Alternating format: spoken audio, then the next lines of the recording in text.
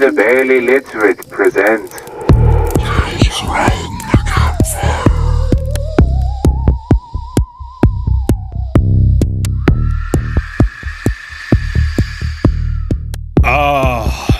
It is time. I was telling you the other day that I started microdosing, right? Well, I wanted to mention something funny that happened today. I did my measurements.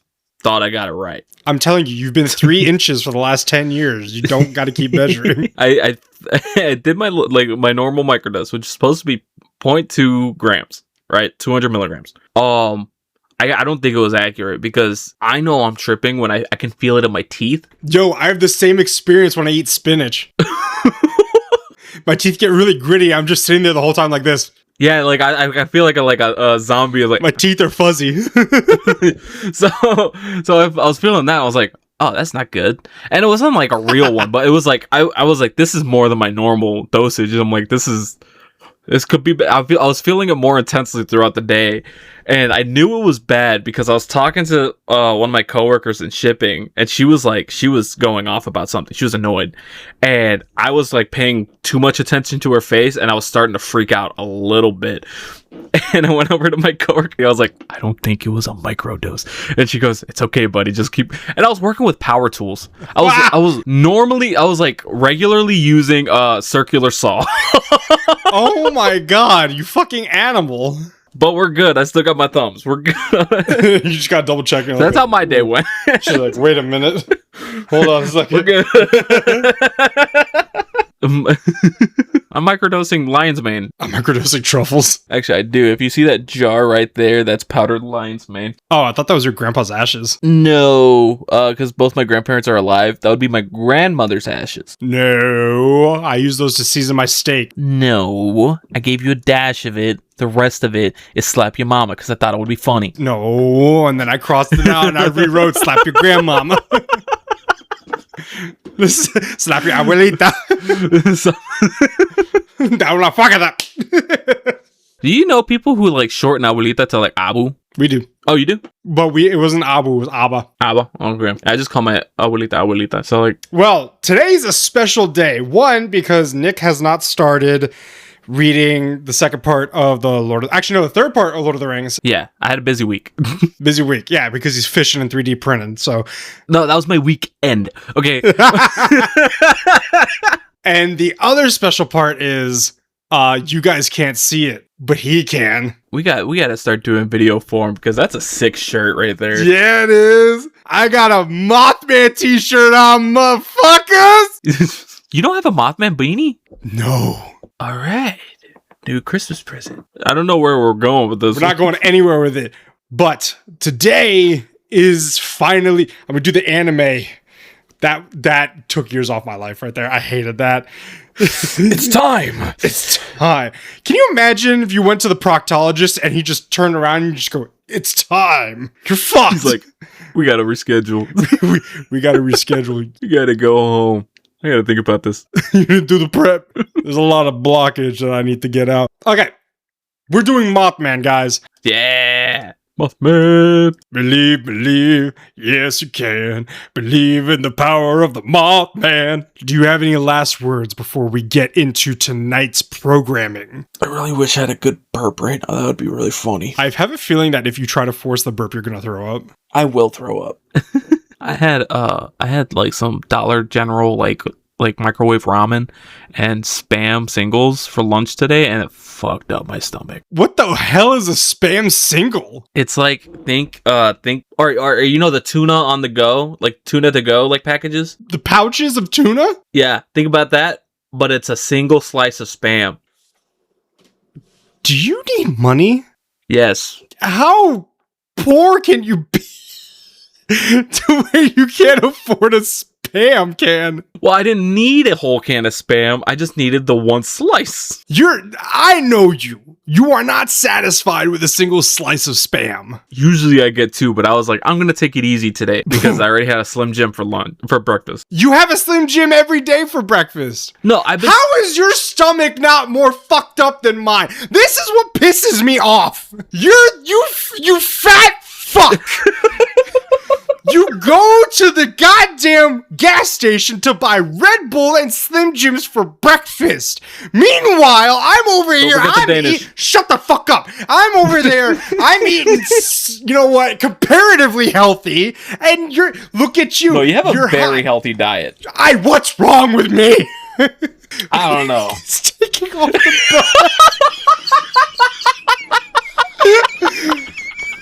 There's only 3 possibilities. 1, your pants broke. 2, you're gonna beat the shit out of me. Or 3, one of us is going down. Secret 4th option, the buckle is really digging into my belly. I can't. This is just the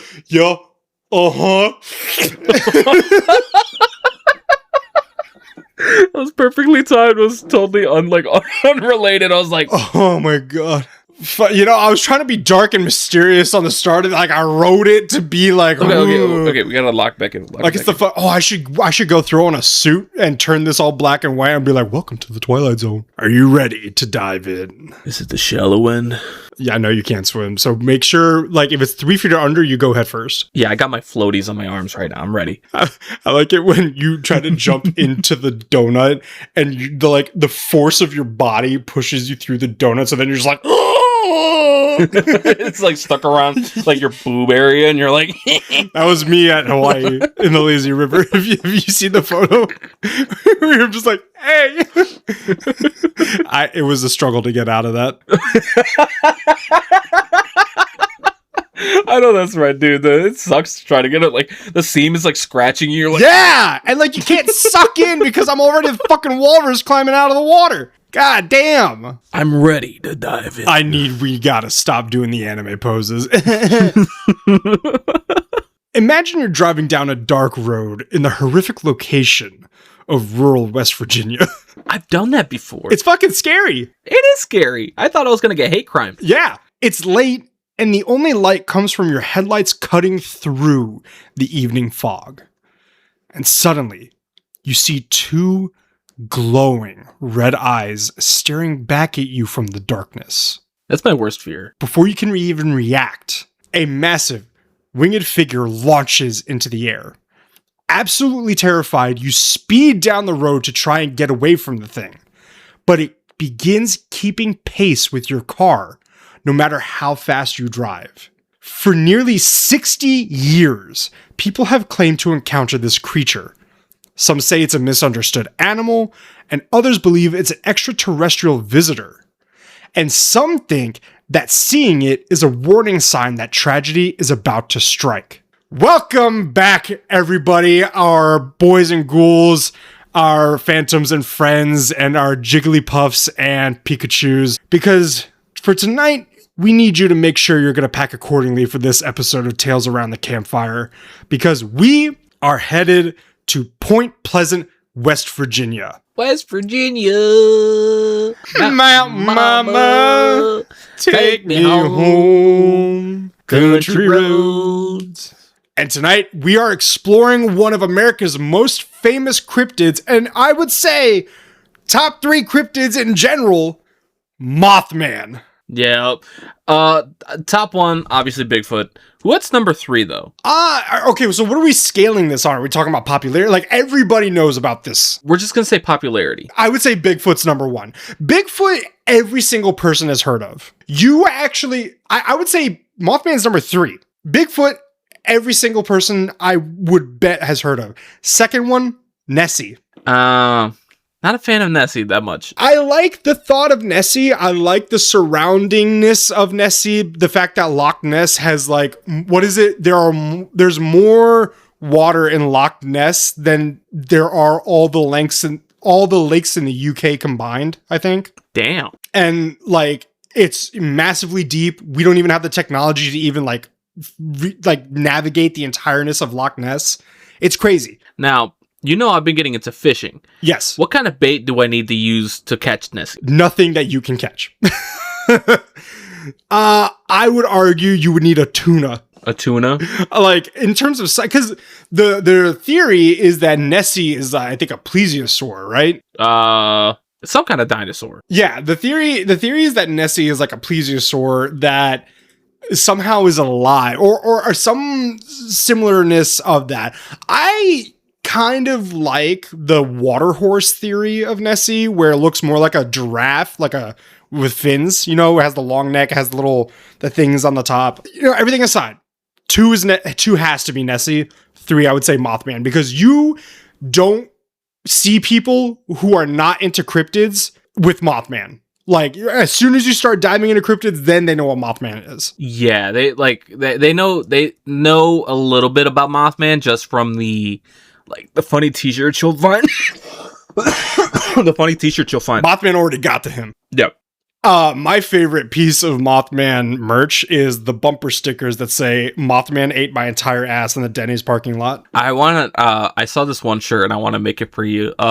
It's Mothman stole my catalytic converter. Alrighty, let's get into the background. So before discussing Mothman, there are a few things that you, specifically Nick, and the audience should understand. Okay, lay it on me. To start off, if you couldn't tell, this is my absolute favorite cryptid. I know that for a fact. You know that for a fact. Now, don't get me wrong. I love our boy Squatchy, and then nobody can forget about Nessie. We just talked about her. But for some reason, Mothman perches at the absolute top of my list. Just the concept of a being with red eyes in West Virginia just screams. Yeah, Chris would like that. Why, though? The West Virginia part doesn't really ring it. Yeah, it doesn't click. The red eyes, though, and everything, I don't know. Just the solid black, the huge wings, and then the red eye. Oh, by the way, guys, I'm wearing a Mothman t-shirt, if I didn't say that already. Yeah, we mentioned, we alluded to that earlier. Yeah. Another thing that we should get into is to understand the area of where the sightings occurred. So just outside the town of Point Pleasant sits an area known as the TNT area. TNT tanning, you get the looks, that get the looks. Different song than I thought we were going for. Oh, you thought I was going to TNT, I'm dynamite. No, I was thinking Dynamite by Tayo Cruz. Oh. I came to dance, dance, dance. Is that it? I throw my hands up in the air sometimes, saying, "Ayo, give me mayo." Dynamite. That's called Dynamite. Dynamite. I said that. Oh, I was going off TNT. While the creature was sighted all throughout West Virginia and the surrounding states, the largest number of sightings happened in and near a location known as the West Virginia Ordnance Works. I just saw the picture attached. That looks scary. The West Virginia Ordnance Works, or commonly known now as the TNT area, is an abandoned munitions depot to the north of Point Pleasant. During World War II, the US government used the land to manufacture and store explosives. The site is mainly surrounded by a forest, but has abandoned buildings, miles of secluded roads, and thick concrete bunkers called igloos, where barrels of gunpowder were stored. That, because attached to the document is a picture of the bunker. This looks like if a Hobbit was a straight up prepper. Oh yeah, the brutalist Hobbit. Yeah, brutalist Hobbit. But there are dozens of these things there. I think I have we have a structure similar to that near my house. I'll show you next time you guys are up. It doesn't surprise me because that area is very close to West Virginia, and kind of the Midwest of the US was very war effort industrialized, you know what I mean? Yeah. I think Ohio was big on it has a lot of factories that build the planes and tanks. I was about to say, I think Ohio might be one of the biggest manufacturing states. By the 1960s, it had become a strange, isolated place filled with overgrown vegetation and wildlife. Perfect conditions for rumors to grow. Big time. Also, honestly, if this was if it was dressed up a little prettier around the edges and everything, I would live here. Good bunker. Yeah, it's a good bunker. It's a single room bunker, though. Little studio. No ventilation. Oh yeah, all the farts are gonna build up. Then you're gonna gas yourself. Yeah, you gotta open that door. Yeah. It's imperative you open the door or we're all gonna die. but then you'll die. That's the problem. You open the door, you either die by farts or you die by chimera. Oh man, that's a good point. I'll take the farts. Fuck that. I'll take the chimera. Now, for the first famous sighting of Mothman. Much like the intro, it was a cold night. Specifically, November 15th, 1966. Two young couples. It was around midnight when Roger and Linda Scarberry were taking a scenic drive with their friends Steve and Mary Millette in Roger's black 1957 Chevy Bel Air. It's a nice car. It is a very nice car. I looked it up and I was like, he would be mad if I didn't put a picture of this car. Man, bring back bench seating, all right? Bring back bench seating. Bring back, like, personality. Yeah, sometimes I want to drive laying on my side, you know? Ooh, like Cleopatra? Yeah, but your left foot's still, like, on the brake pedal. Just in case. And of course, they decided to take a drive through the TNT area. Because why not? There's nothing else better to do at 12 a.m. in 1966. And in West Virginia, there's nothing going on. Right. And, you know, in the TNT area, everything's popping off. Hey, it's always 4th of July. It's going to be a banger. And guess what? I know bangers. I know bangers. Passing the old North Power Plant, they spotted something in the darkness beside it. A large gray creature that looked to be around 7 feet tall. Roger stopped the car just for a moment, inspecting the strange creature from afar. He noticed that it looked humanoid, except for two things. It had large wings folded against its back, and a set of large, glowing red eyes. You know, for a bit there, you know, you said large gray creature, 7 feet tall. I'm like, is this Chris's character in D&D? And then it said wings, and I was like, oh, he's not an Aarakocra. No, he is not. Hodder would not do that. Jesus, I didn't realize Mothman was like that tall. I would say Mothman and Bigfoot are comparable in size. I would actually say that Mothman is bigger because of the wingspan. Oh, the wing, yeah, like silhouette, like going purely off silhouette, Mothman would appear bigger. Yeah. Now, if Bigfoot was running at you like this, woo, you know, it could be argued. And I've heard like 7 feet tall, 10-foot wingspan at least. Yeah, no, that was just about to be my next point was comparatively to his body, its wingspan has to be big enough for him to fly. That's a huge wingspan. The four realized that this was no ordinary creature and drove off in a panic. However, their fear truly set in when the creature spread its wings and launched itself directly in the air. That's a pure power move right there.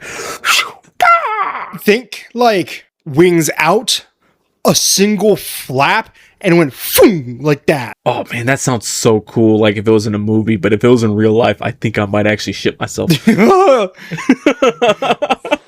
man.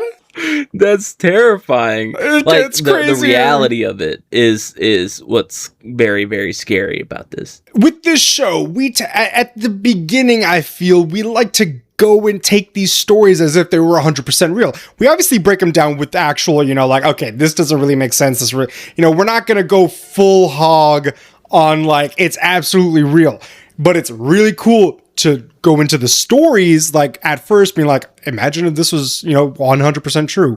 Holy shit. Yeah. Last thing we want, like, because we love folklore. Oh, right? yeah. Like, as a species, humanity loves folklore. And life is so boring. Right. So the last thing we want to hear, after telling a really cool story about how we saw the 7 foot tall creature with big ass wings and red eyes fly straight up, is somebody fact checking us. Well, actually, the sky is blue because of... Shut up. Actually, you should suck my fucking dick. What are you, the kid from Polar Express? Fuck you! Well, actually, shut up. Okay. Well, actually, your mom is your sister. West Virginia. They sped down Route 62 at dangerous speeds, but the creature had no trouble keeping up with them. It was even reported to exceed speeds of over 100 miles per hour while screeching. Yeah, Mothman just wanted to play. Like a dog with a mailman. Yeah, it's like, I just wanted to chase you for fun. I wasn't going to bite you. I know you saw my teeth, but like, come on. So now we know that 1, Mothman can reach 100 miles per hour, and 2, he screeches. Yeah, I mean, what noise realistically can Mothman make? Well, if we're saying screeching, like that, what do you think? Hell, dude, I'm getting out the car and I'm running faster than the car. Hey, wait a minute. It's like that video of the antelope and the cheetah's catching up, and the guy just comes in and runs and grabs the antelope. Nobody's talking about how fast the cameraman. Exactly. After reaching the edge of town, Roger parked the car and they sat in silence, wondering what just happened, and more importantly, what should they do next? It was decided that they would tell the police everything. 2 officers arrived and they heard the entire story. Afterwards, the police left to investigate the TNT area, only to find nothing. Okay, so when they do it, it's fine, and it's like, oh, nothing bad happened. But when I do it, I ended up in the psych ward for 5 months, and they're like, oh, it's time for your medication. I was like, I swear, I saw the aliens. I swear. Okay, see, that was gonna solve my question. Were you talking about investigating an area, or were you talking about seeing shit? Nah, yeah, seeing shit. See, context. Now, like, here's the thing about the story so far. Gonna be terrified to drive at night from now on, especially if I'm going down to visit you when like either near the end of the trip, either way, it gets dark. But it's mostly when I'm headed down towards you, when it gets dark, I'm already spooked out. I'm only imagining what if a creature's flying right behind my car going the same speed and it's got red eyes and it's screeching. It's just me. Yeah, it's just you. It's like, I couldn't wait for you to get down here, so I decided to chase you. Chris can run that fast. And then it's like that scene in American Dad where they drop off Andy Dick, and Roger's like, Stan, he's catching up to us. And he looks in the rearview mirror and he goes, what? I'm going 45.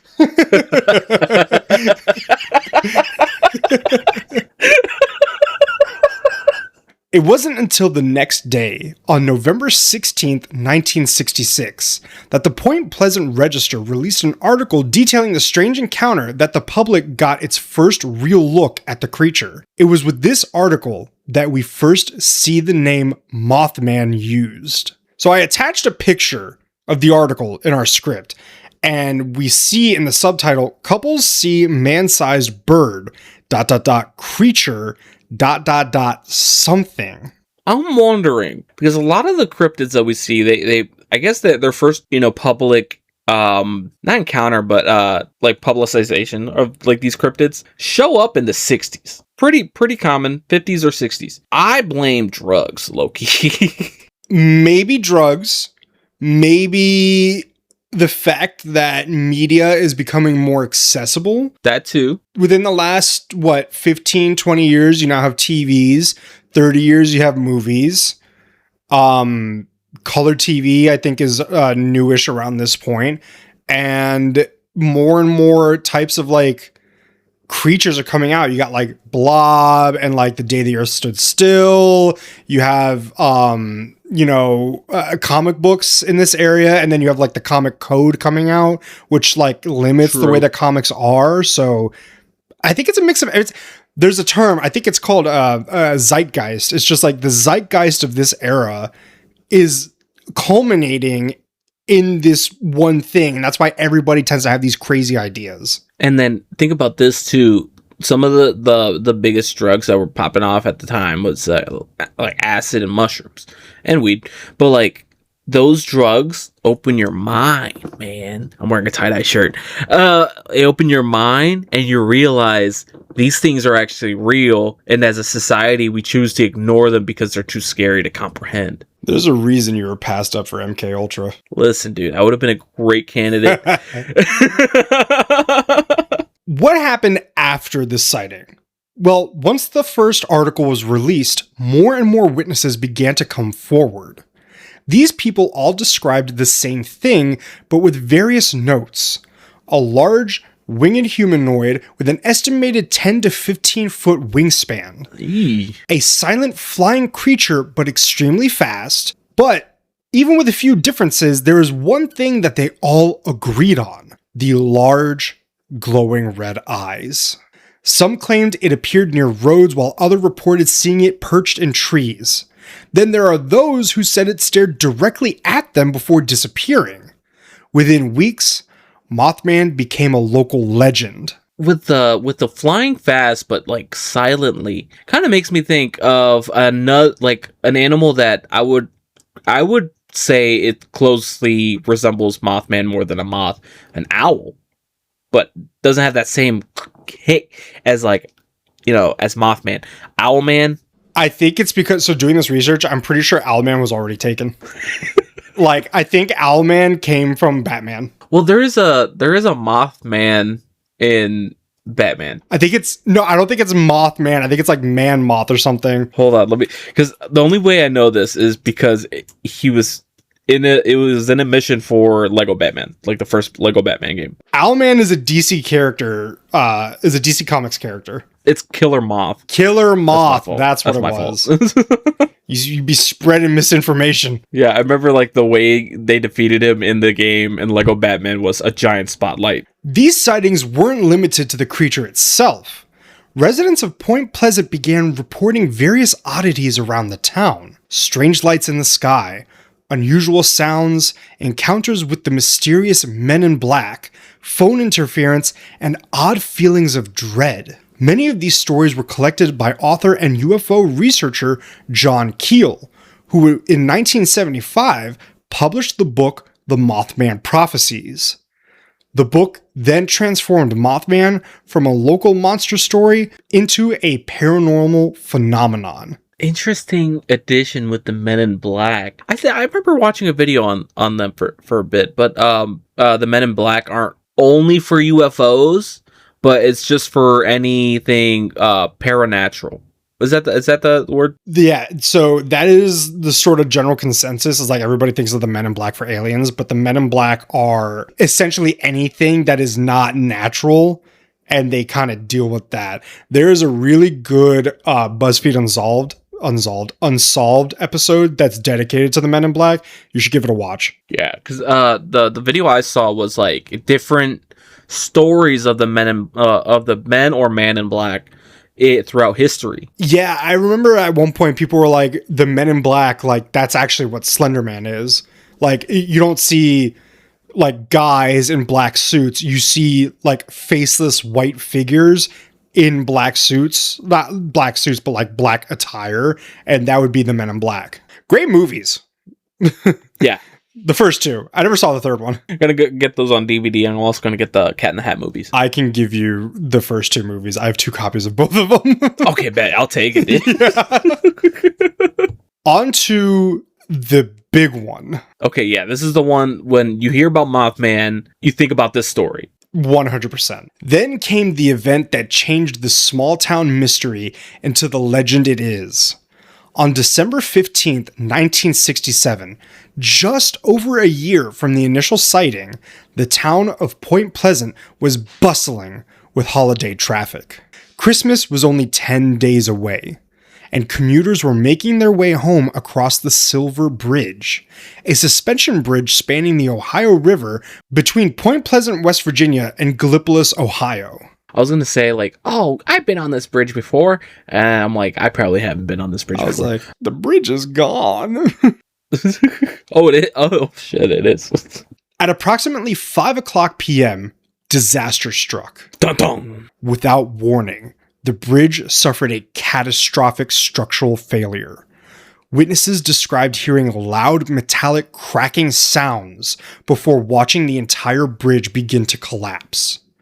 Within seconds, vehicles, steel, and concrete plunged into the icy waters of the Ohio River below. Jeez, where's Spider-Man when you need him? You only get one.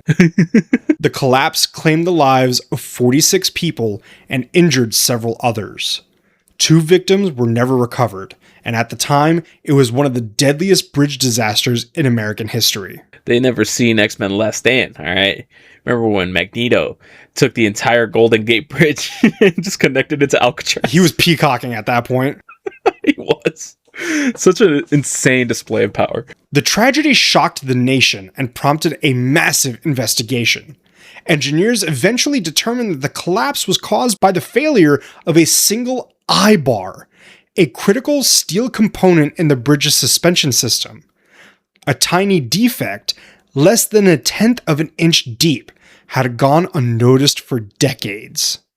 Combined with years of stress, corrosion, and loads far heavier than the bridge was originally designed to carry, the flaw triggered a chain reaction that brought down the entire structure. This whole incident sounds exactly like it's from a Final Destination movie. It's just, it's the domino effect. That like one tiny thing, and then just pops. Today, the Silver Bridge disaster is remembered as a landmark event in engineering history because it led to major changes in bridge inspection and safety standards throughout the United States.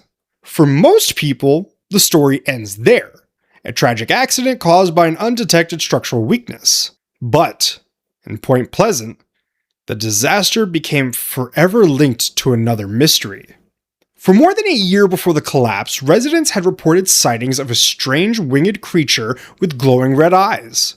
The creature that newspapers dubbed Mothman had become a local sensation, with dozens of reported encounters occurring between November 1966 and December 1967. When the bridge collapsed, many residents couldn't ignore the timing.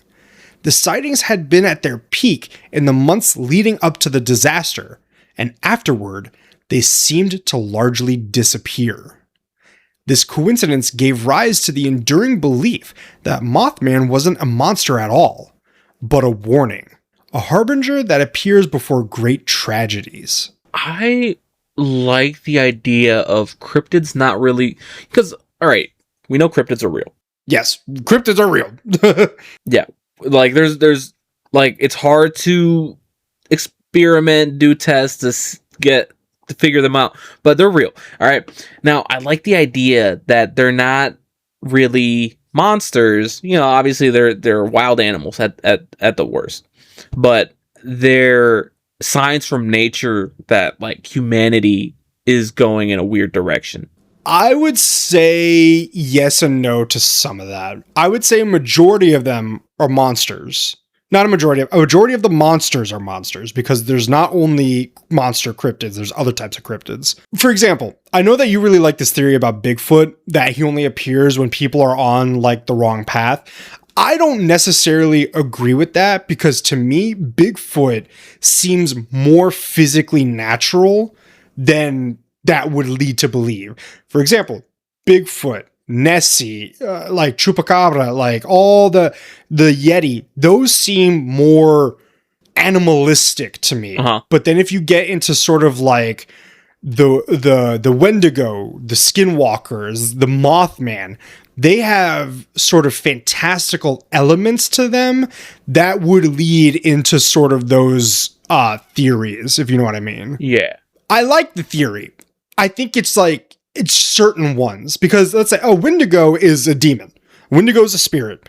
Skinwalker is like the Native American werewolf situation. Shapeshifters, yeah. Mothman, I feel teeters the line. You get this natural thing that it's like, it's a beast, wings, like all this stuff. But there's just some allure about it that doesn't seem to fit the puzzle. You know what I mean? It's like if you were to find a fifth corner piece. I get that. There's a picture on our script from 2003 where supposedly a photo of Mothman is on the Silver Memorial Bridge. The Silver Memorial Bridge spans the Ohio River between Gallipolis, Ohio and Henderson, West Virginia, and it was opened in 1969 to replace the collapsed Silver Bridge. And you can see it in the top left-hand corner of the photo, a weird dark figure on top of the bridge. It's such a big figure too that you can't really justify that being a normal person, like climbing it. Exactly, because you don't think about it, and you always realize how big certain things are when they're outside of your POV. Traffic lights. Have you seen one like up close? Yeah, traffic lights are huge, dude. Like, I think a traffic light is probably up to my chin. Yeah, seeing it like hanging up in the air, you're like, it's a tiny little thing. But then you drive under it during a windy day, and you're like, I hope to God that thing doesn't follow my car. Okay, listen, dude. They need to make traffic lights not as bouncy, because that shit's scary. It's freaking me out. So after hearing all of this, what exactly is Mothman? Nearly 60 years after the first sightings in Point Pleasant, no one can say with certainty what people were seeing. Theories range from simple cases of mistaken identity to explanations involving extraterrestrials and supernatural warnings. The most grounded explanation is that witnesses encountered a large bird. Skeptics often point to the sandhill crane, a tall bird that can stand more than 5 feet high and has distinctive red markings around its eyes.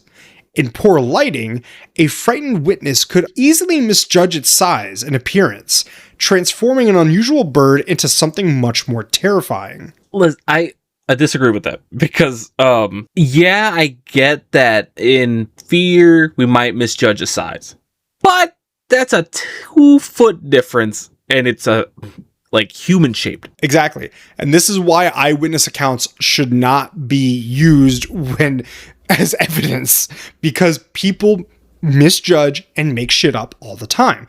However, to Nick's point, this is obviously a bird. Right. How are you getting to Mothman from this? Yeah. I'll give you an example. I've seen a video about snakes, serpents, shit like that, and it explained that, because humans have such a weird history with snakes, we've evolved to a point where we can spot them, we can hone in on them in nature because we don't want to get anywhere near it, get bit. I saw a snake once leaving a park, and that thing looked huge. Probably was just a little garden snake, but that thing looked girthy, and I was scared. Complete 180 from that. Did you know that there's a legless lizard that looks like a snake, but it's actually a lizard? No. Yeah, the weirdest thing. How do you even classify that? I don't know. Snake is a lizard without legs. Okay, let's be honest here. It slithers and stuff. If a lizard has no legs, it's a snake. If a snake has little nubs for legs, it's a lizard. Listen, man, you're not talking to the Lizard King here. I don't fucking know. I know. It's just I'm talking. You are the vessel I'm using to shoot at scientists who are classifying these things wrong. Okay. Speaking of scientists, other researchers have suggested owls, herons, and other large birds native to the region. However, many witnesses remained adamant that what they saw was not a bird. They stuck by the description of a humanoid figure with massive wings. Now, the only way that I could see somebody being like, maybe that was a bird, was because more often than I can count, I have been in a room, whether it be this one, my office at work, blah, blah, blah, and a bird will be so high up that when it flies past my window, it will cover the window in darkness for a split second because the shadow is so big. Okay. So I'm like, what the hell was that? And then I look up and I'm like, that's a bird. Or maybe you saw it in your peripheral vision and it looked a lot bigger than what you thought when you looked at it head on. Or another explanation, a thunderbird. Another cryptid. And around that region. But, people here's the thing. This is what we were talking about earlier. People want to fact check. They want to take away the myth. But the thing is, there's no way you can justify this being anything else than what it is. It's Mothman. It's not a bird. It's no owl is that big. And no owl is shaped like that. Yeah, the only bird I can think of that would look like Mothman is an owl, and owls they don't get that big. No. An owl, I think the largest owl would not get bigger than the sandhill crane. Right. And Mothman is a 7-foot tall humanoid creature with wings and big red eyes. I don't know what's so hard to believe here. Listen, guys, just sit back and listen to us. All right. Yeah. We're scientists. We are cryptozoologists. That just means I dropped out of college and Chris has a big imagination. Yeah. My mom called me creative. Another possibility is that the Mothman phenomenon was fueled by mass hysteria or social contagion. Once the initial reports appeared in newspapers, the story spread rapidly throughout Point Pleasant and beyond. As awareness of the creature grew, people became more likely to interpret strange sights, sounds, or shadows as evidence of Mothman. Psychologists have long documented how communities can reinforce beliefs and experiences, especially during periods of uncertainty or fear. In this view, Mothman may have been less of a creature and more of a shared cultural phenomenon. Because, think about this, at this point, you got Cold War, I think you got, when was Korea? Korea was the 50s, so then you got Vietnam coming up. Uh-huh. Actually, was it, when did Vietnam start? I want to say 67. Vietnam War technically started in 55, but I don't know when the U.S. jumped in. Its major combat operations started in 65. U.S. troops fully withdrew in 1973. So we were in the Vietnam War. We're in Nam, bro. Others believe there may have been a real but unidentified animal at the center of the sightings. I'm telling you, Thunderbird. Cryptozoologists have suggested the witnesses have encountered a species not yet recognized by science. Yeah, the fucking Mothman. Yeah, the fucking Mothman. So we're trying to tell you guys. Or perhaps a rare animal behaving in an unusual way. A lot of these, a lot of chupacabra sightings, Yeah, is used as that. You know, it's like, oh, it's a dog behaving weirdly, or it's a raccoon behaving weirdly, you know? While this explanation avoids the supernatural, it faces a major challenge. Despite decades of investigation, no physical evidence has ever been found. There are no bones, no feathers, nests, or biological samples that conclusively point to an unknown creature living in that area. okay, so like no Bigfoot thing where we have a mold of its foot. No. And another thing that I want to point out, I really want to do a Tales Around the Campfire episode on just the Appalachian like area, because I have seen this thing multiple times where the Appalachian Mountains are some of the oldest geographic locations on Earth, to the point where I think some scientific outlets said that they were older than trees. Yeah, I think there's a peak on the Appalachian Mountains where it's like a whole different biome. The Appalachians may not be the mightiest mountains, they might be the scariest. We should go one day. We live in the Appalachians. Yeah, but we got to get deep in there. No, don't whistle. I'm not gonna whistle. I don't even know how to whistle. I gotta check myself because I whistle a lot. Yeah, you do. Because I don't whistle much. I can annoy you with different ways, but I don't whistle a lot. Yeah, I whistle a lot. The theories become even stranger when examining the broader events surrounding Point Pleasant. During the same period as the sightings, residents reported strange lights in the sky, unexplained noises, mysterious visitors, and other unusual experiences. These reports led some researchers to speculate that Mothman may have been connected to UFO activity. Author John Keel became one of the strongest advocates for this idea, arguing that the creature was part of a larger pattern of paranormal events occurring around the town. According to this theory, Mothman may not have been a biological creature at all, but something connected to extraterrestrial or interdimensional phenomena. I got a theory. I got a theory. Let's officially link Mothman and UFOs. Aliens realize they're creating a little too much noise, right? People are starting to catch on the UFOs. So they have a little alien. His name's Gary. Right, Gary decides to put on a Mothman Gary costume. the Gray. And then, yeah, Gary the Gray, and all the other aliens are just like, hey, Gary, put on this costume, start flying around. We need something to distract the humans from UFOs right now. So let's make them think that there's another creature they need to watch out for, and then they'll forget about the UFOs. It's all a false flag operation, man. You know what? It's to get I think you're putting too much credence on the aliens right now. I just think Gary got really into hang gliding and was just like, I'm gonna create a new suit.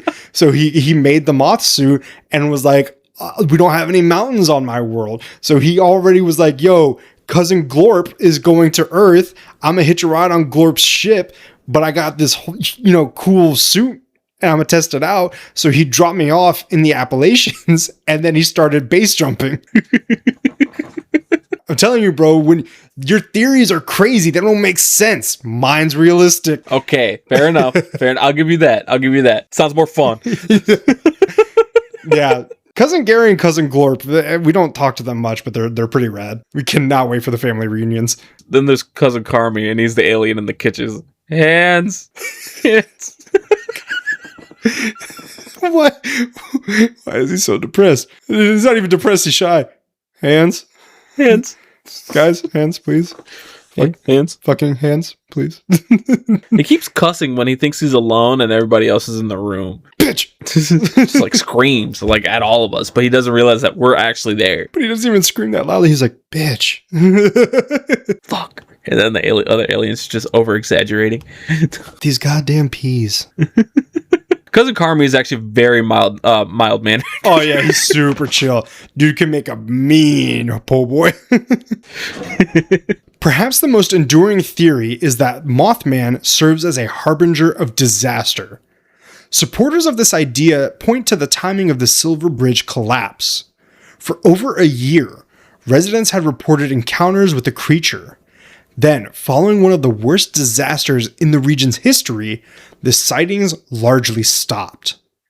Believers argued that Mothman wasn't responsible for the tragedy, but was instead a warning sign that something terrible was about to happen. Similar claims have surfaced after other disasters around the world, though these reports are often difficult to verify and are usually made only after the event has occurred. One of these sightings is actually a Russian Mothman, or should I say a Soviet Mothman. Ah, yes. Mothman. Pishel nahoy, suka. Okay. For all of our Russian listeners. I don't know what I just said, but apparently they're curse words. So let me know. Translate them.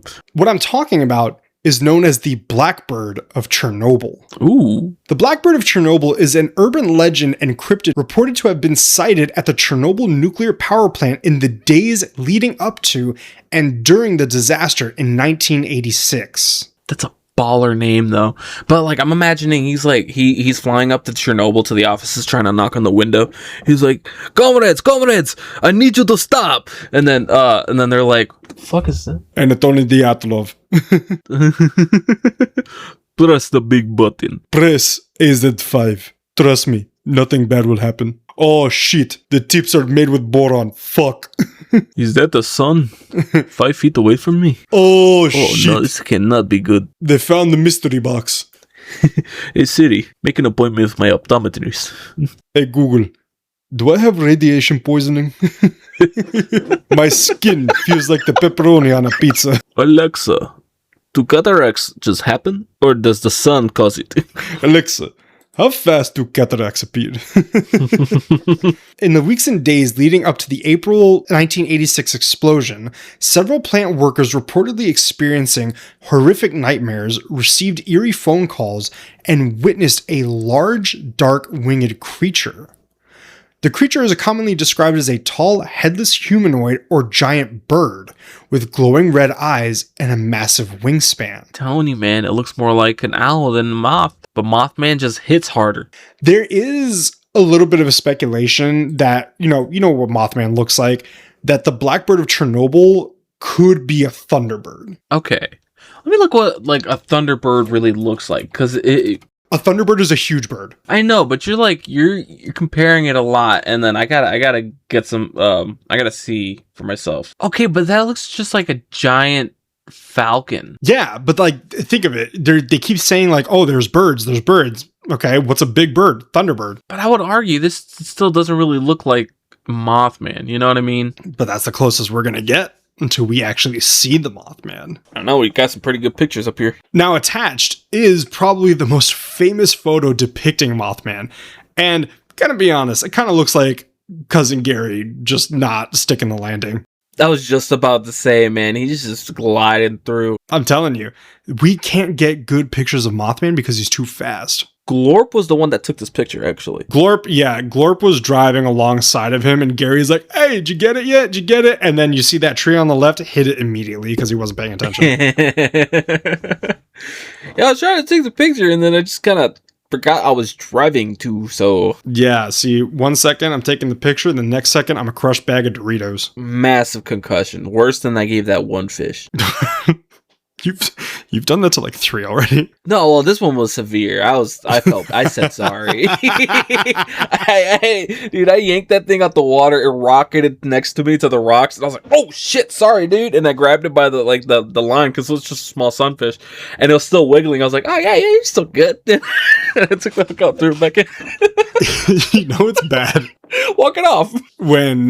because when you react, like when you hear a kid fall and he hits his head and you hear it and you're like, oh, you did the same thing to that fish. Dude, I felt so bad. Oh, man. And that's ultimately why the Mothman story has endured. Every theory explains only part of the mystery, but none of it explain everything. A bird might account for the appearance, but not the enduring legend. Mass hysteria might explain the growing number of reports, but not why so many witnesses describe nearly identical details. Paranormal explanations are fascinating, but they lack concrete evidence. Maybe Mothman was a misidentified animal, maybe it was a product of fear and rumor, or maybe Point Pleasant experienced something that still defies explanation. Whatever the truth may be, the legend has become far larger than the creature itself, evolving into one of America's most famous and enduring mysteries. I'll tell you what, I'm gonna be a little scared when I start driving down to you, because I'll say this much: I do drive through West Virginia, and there's 2 times when I was on my way down where it was dark, and I was like, oh, something's gonna get me. Now I'm imagining now. I look in my rearview mirror. I see the brake lights of a passing car, but I'm thinking, oh shit, Mothman, And they're just driving in reverse. yeah, but they're like gaining on me.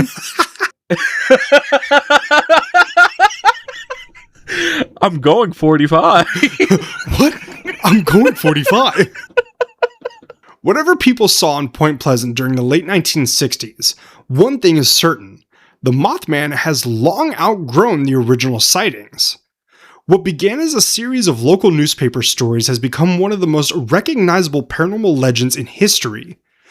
Unlike many cryptids that remain confined to regional folklore, Mothman has found a place in books, documentaries, movies, television shows, video games, and countless internet discussions. The creature's image, those glowing red eyes, towering wings, and mysterious presence, has become instantly recognizable, even to people who know little about the original story. Much of that popularity can be traced back to author John Keel, whose 1975 book The Mothman Prophecies connected the sightings to a broader web of paranormal activity surrounding Point Pleasant.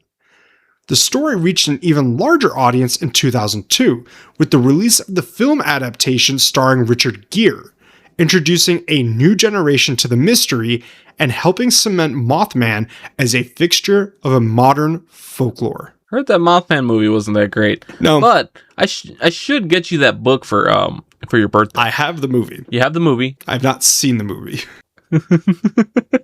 Today, Point Pleasant has fully embraced its most famous resident.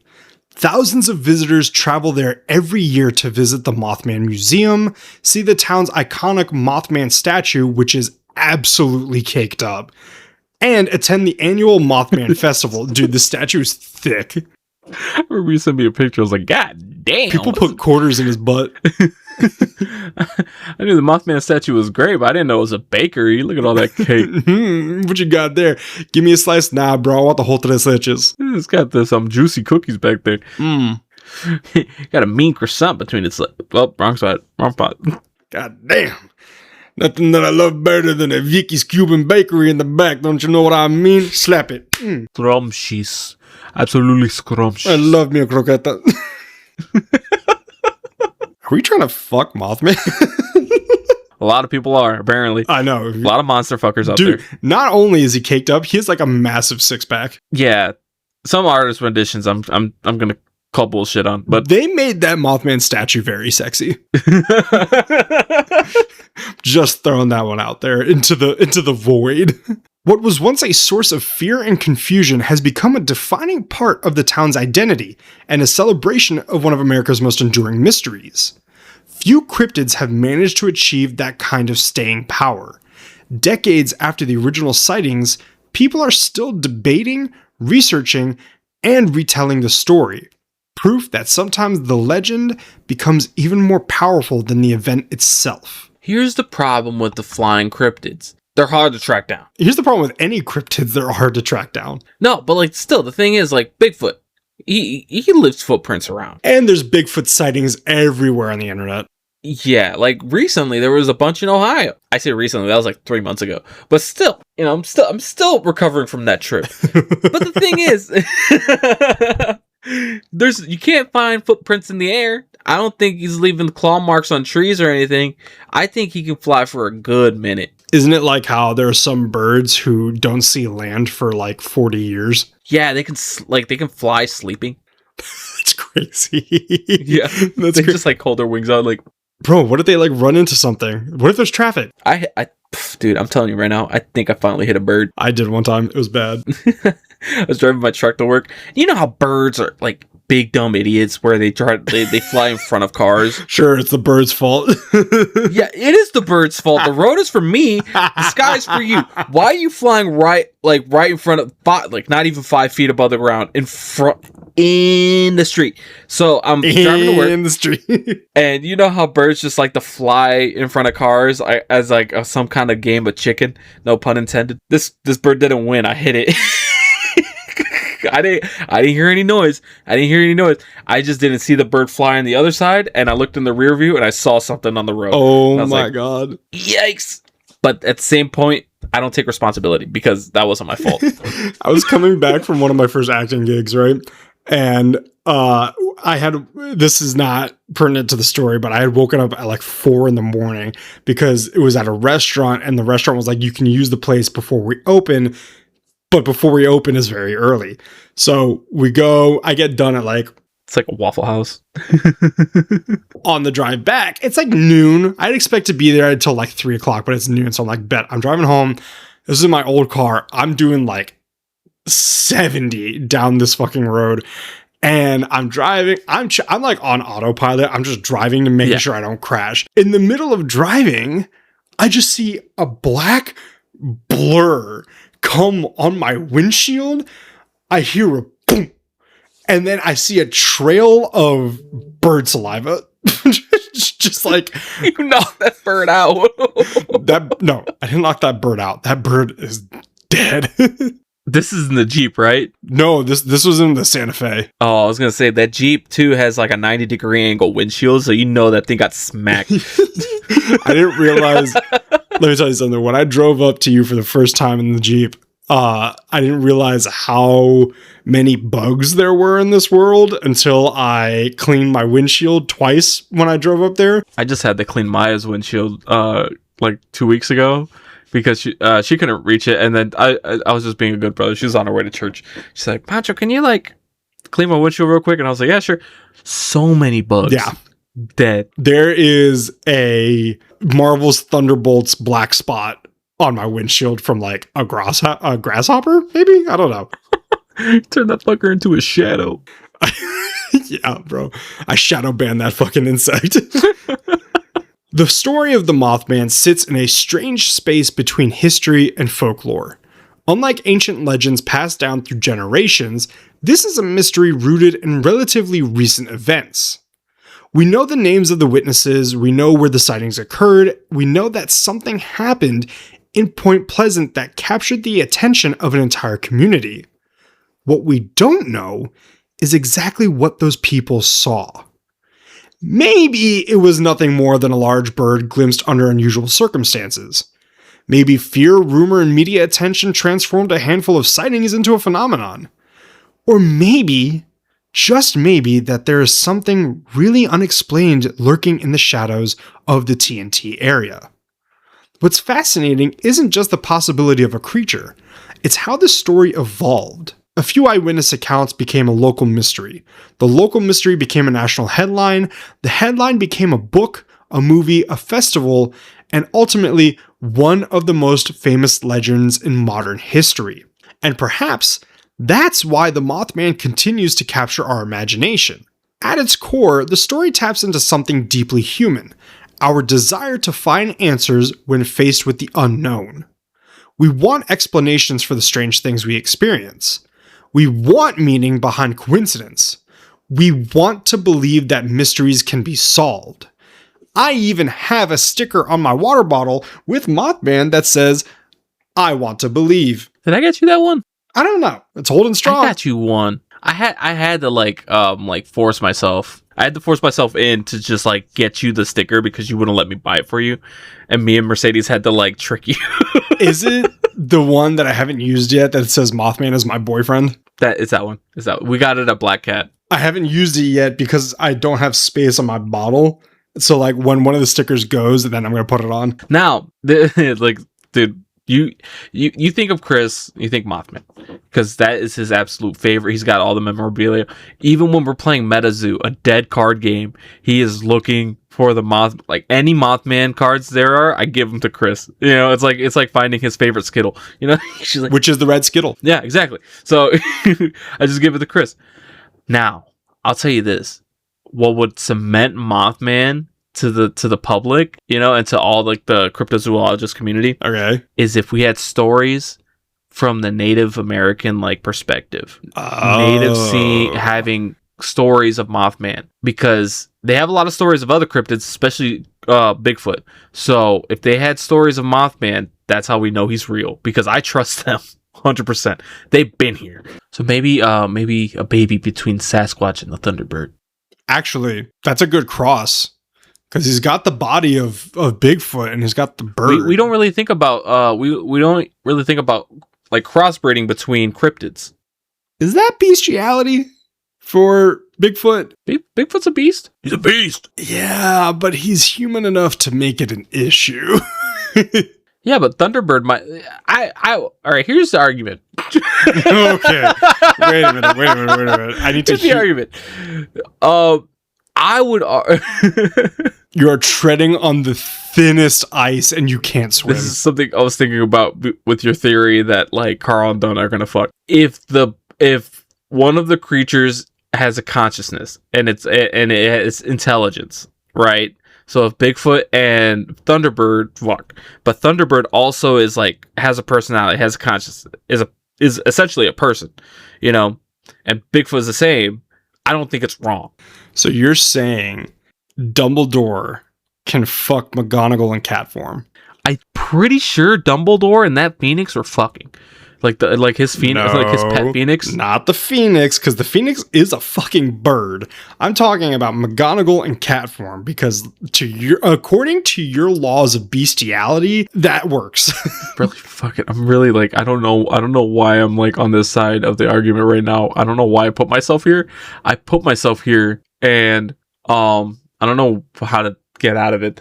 I need you to realize you have dug your grave and are sitting in there waiting for me to finish etching your tombstone. I'm the one that feels shame right now, and you're the one that thinks that like Donut, a cat, and Carl, a human, are gonna fuck in Dungeons Crawler Carl. Because Nick, that's a different series. You're the one that brought it up. How did I get in this situation? I'm gonna let you revel with that while I close out the show. I have a lot to think about. Well, while he ponders, I'll just say to you that yet some mysteries refuse to stay solved. Whether Mothman is a cryptid, a misidentified animal, a paranormal entity, or a simple story that took on a life of its own, the legend remains alive nearly 60 years later. And as long as people continue to share stories around campfires, teehee, search the skies for strange lights, and wonder what might be hiding just beyond the tree line, the Mothman will probably never truly disappear. And maybe that is the real mystery after all. Man, I'll take my dogs outside in the backyard and wonder what's behind the tree line. Remember that time that I thought I was like, I remember this. I took the dogs out and I was like, this is after the trip, after all the Bigfoot sightings in Ohio. And I'm like, man, wouldn't it be crazy if Bigfoot was out like in the tree line right now? Man, Bigfoot really is just like an animal. How fast is Bigfoot? And as I'm like slowly backing up towards my house. It's like, what if Bigfoot charges at me right now? What am I gonna do? The Google search that's found on Nick's phone after they discovered his mutilated body in the tree line. Why do dogs bark? What is in my tree line? How fast is Bigfoot?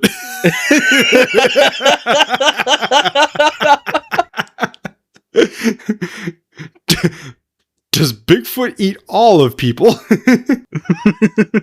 Is Bigfoot vegetarian? How to sew back spleen?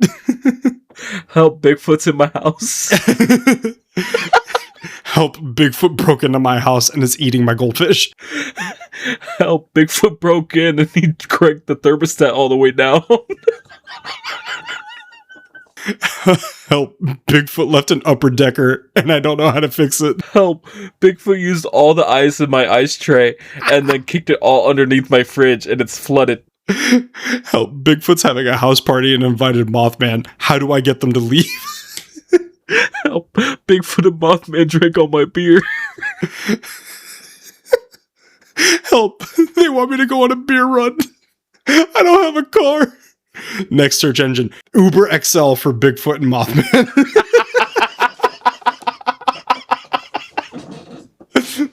Oh my god.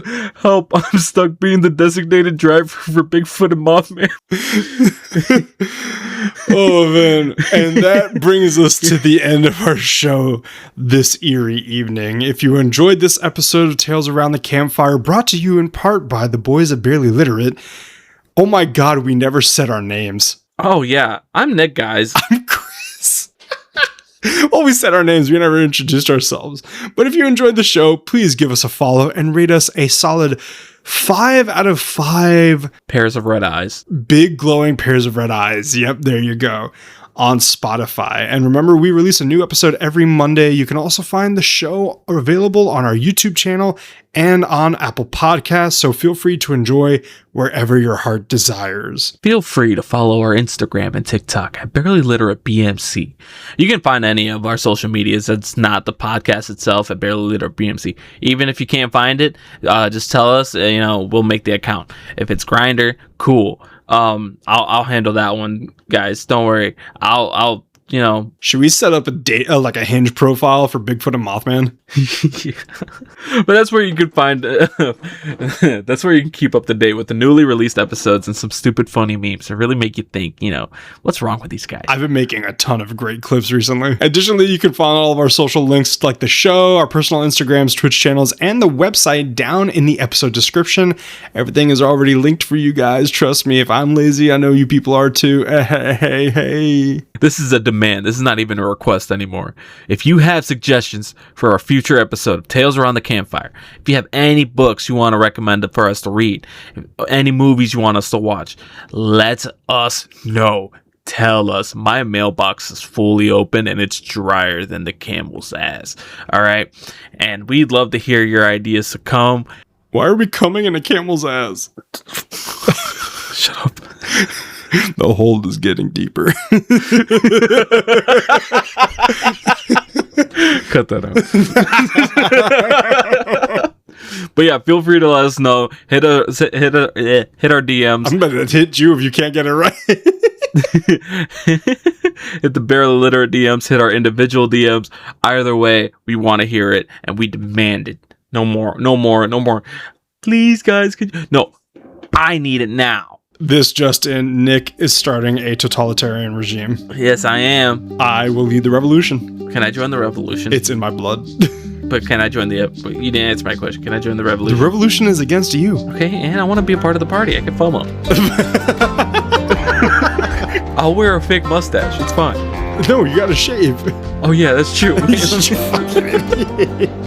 Alrighty, everybody. I hope you have a great... Jesus Christ. I hope you have a great time doing whatever it is you are doing, and we will see you next time. Stay mysterious. Give me a sec. Give me 1 second. He's taking too long. Stay mysterious, stay cryptic, and we will see you later. Stay hot. Bye. Bye. So stupid.